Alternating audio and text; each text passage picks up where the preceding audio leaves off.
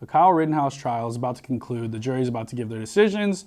And we just wanted to go over, basically what this is and some of the highlights from the trial and basically what the conviction should be and what should happen. This Rittenhouse case, man, is just, every time we look at it, every time I look at anything from the defense, Kyle Rittenhouse's side, I'm like, wow, these people are extremely inadequate at their jobs and are either being malicious or just stupid. I think it's one of those things I feel like he's intentionally doing this on purpose, because it's more of he knows Kyle's innocent. Because if you actually look at the trial, we're going to put up videos for you guys during the trial, and Gage Grosskreutz admits to pointing the gun at Kyle. Yeah, first. no, before you even get to that point, it's the fact that he put his hands up and Kyle didn't shoot him, which shows that he wasn't trying to kill anyone, and he only shot him in the arm when he pulled out the gun and pointed at him. Mr. Grosskreutz, I'm going to show you what has been marked as Exhibit 67. That's a photo of you, yes? Yes. Okay. That's Mr. Rittenhouse? Correct. Okay. Now, you'd agree your firearm is pointed at Mr. Rittenhouse, correct? Yes. Okay.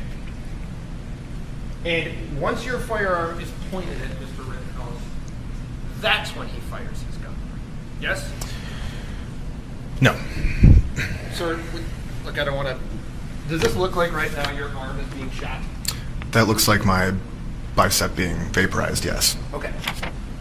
And it's being vaporized as you're pointing your gun directly at him. Yes? Yes. Okay, so when you were standing 3 to 5 feet from him with your arms up in the air, he never fired, right? Correct. It wasn't until you pointed your gun at him, advanced on him, with your gun, now your hands down, pointed at him, that he fired, right? Correct. Then you look at Rosenbaum, who literally told multiple people... Well, first of all, Rosenbaum, for those of you who don't know, has committed really, really violent sexual things against, I think it's 5 children, 5 boys from the ages 9 to 11, and was in a mental institution. I think he was released that week. Yeah, he just got released from a mental facility, and he was going around cursing, yelling at people. He even told people who were put on the stand that he was like, "Oh, if I get one of you guys alone, I'm going to kill you." Rosenbaum was right there in front of my face, yelling and screaming, and I would say, "Dude, back up, just chill. I don't know what your problem is." And he goes, "You know what? If I catch any of you guys alone tonight, I'm going to fucking kill you." And he said that to you? Correct.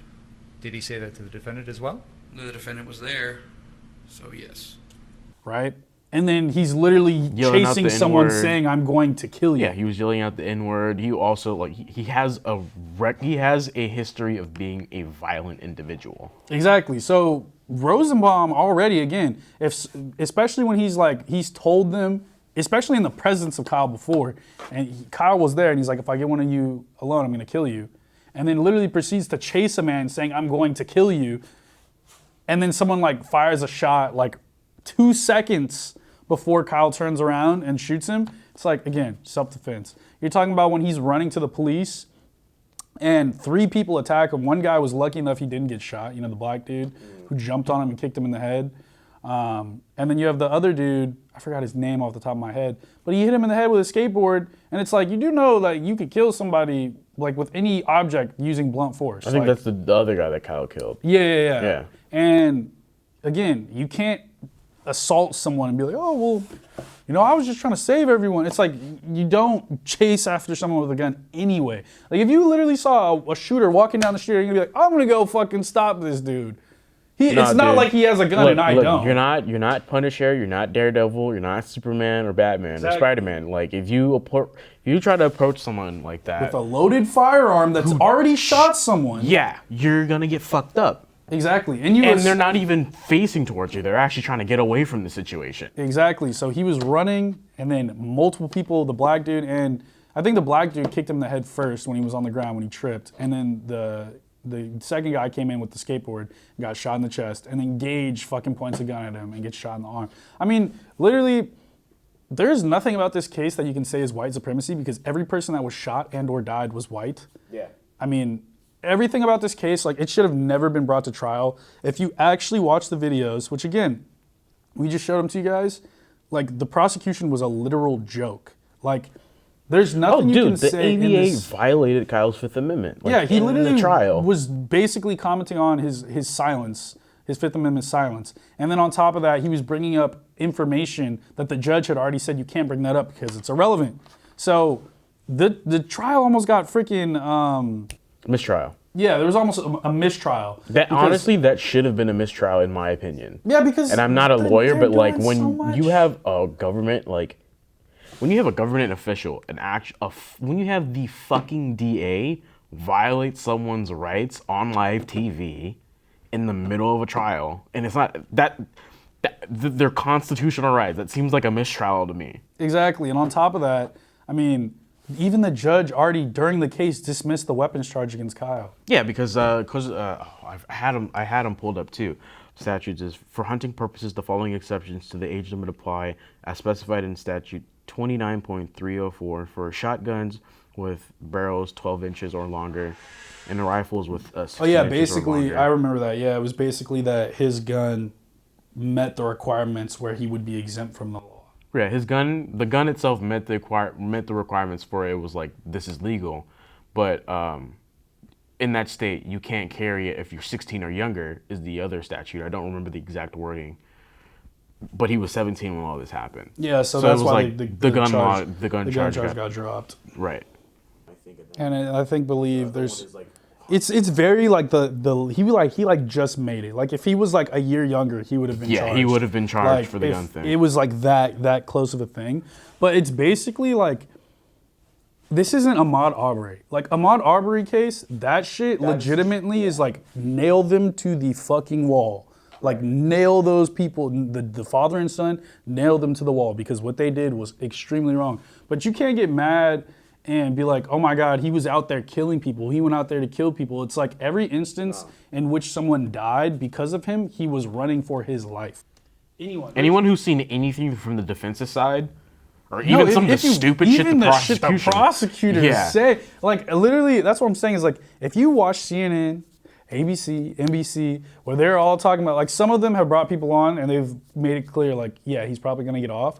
But there's some of those commentators that are just like, Kyle Rittenhouse, white supremacist who went there to kill people. And it's like, okay, I get that if you're a Democrat and you watch that news, you're independent, whatever, and you watch that news and you're like, okay, these are the facts presented to you, but those aren't facts. Those are opinions, right? And if you actually literally, you can go online and you can watch the fucking trial. And if you watch the trial. Find the videos of it. Exactly. From a year ago. And you're just like, okay, so he didn't go there to just murder people. He went there to help people. And he had a so like medic bag, he was putting out fires. A lot of people don't know. Two aspects of this case that a lot of people don't know is that Kyle is from Antioch, and but he has family members in Kenosha, and I believe he's worked in Kenosha before as well. And you also have to keep in mind, for Kenosha is those of you, only like, I think when it's you're like a 30-minute drive. So you have to when think you're about living out there, it's like 30, 45-minute drive. So you have to think of that basically if you live by the beach in LA, driving to Orange County. That's basically the same drive. Like it's not like, oh, he drove to Vegas. It's not like that 2, 3, 4 hour drive. It's like, no, like it's like from going to Los Angeles to Orange County. Right. It's that distance. Right. So it's just, I don't know, like this case, it should have never been brought. Clear as day self-defense. The FBI had, footage that they released and even show, like there's so many angles. I want to know why they aren't getting involved in this. Maybe because it's a state case, but I want to know why they didn't turn that over sooner. Yeah. Because the statutes about the laws for that city. Honestly, I hope